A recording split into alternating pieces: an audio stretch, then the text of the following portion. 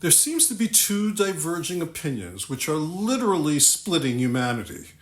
The dialectic that emerges from this dichotomy can be healthy and lead to a new synthesis, a new level of consciousness, a new understanding. But that synthesis can also serve the opposite. It can also be destructive, not just to humans, but to everything. Essentially, it is everything is equal or nothing is equal. Can some things be equal and some things not? What is precious and sacred to you or someone else? Who measures these things?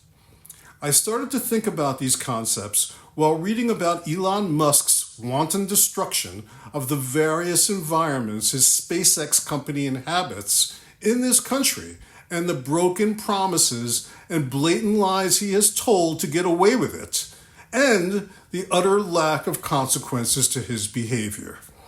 How do you tell lies that lethally affect so many without consequences? It astounds me. If he was a serial killer who killed 7 people, it would be front page news and he would be prosecuted. But by now, we've seen countless examples in history of war criminals and corporate heads responsible for the deaths of millions simply walk away, sometimes even celebrated, their reputations revised to make them heroes. That simple equation goes something like this: the more dead, the more likely the culprit is to get away with it. But it's not a solo act. It requires cooperation, collaboration, a whole litany of people who perpetuate the lie and benefit from the lie without being the actual perpetrators, or liars, or murderers themselves. Mendacious, self-serving billionaires, corporate CEOs, world leaders, politicians, the powerful. In short, the true elite. The true elite can't succeed alone.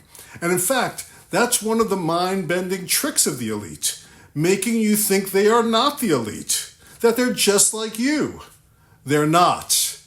And what about the powerless? That includes humans, of course, but also birds and fish and plants and rocks and things like that that have absolutely no option to defend themselves. Elon Musk made promises he knew as they left his mouth that he was never going to honor, to preserve the environments, the fauna and flora, and the humans that surround, or in some cases were within, his SpaceX complexes. Instead, he has destroyed much of it and is in the process of destroying it all. How does he get away with it?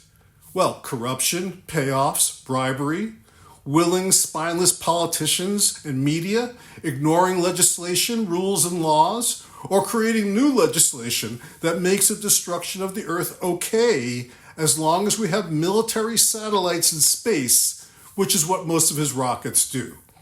And nobody asked us. We, you and I, have no say in it. And if we were told the truth, then maybe we could stop it, vote out or arrest the scoundrels, give equal time to the media that tells the truth rather than the media that lies on his behalf.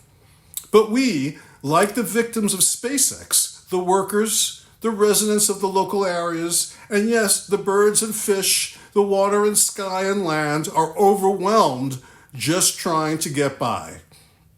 They don't have the means to make these piggish profiteers pay. And increasingly, as the rich get richer and the poor get poorer, and the land and air and sky and everything that lives within it is destroyed, immediately or long term, there is less and less of a chance to force any repercussions on people like Musk. And being overwhelmed is an insidious tactic used by the elite to tame and tamp down our anger and outrage. So is everything equal or is nothing equal? How can some things be equal and some not? Ask yourself this: would the world be better off without Musk's rockets and the military satellites that look into our bedrooms and plot the end of the Earth while they actively destroy the Earth every day? Maybe, but we should have a chance to decide that, not Elon Musk and his cronies.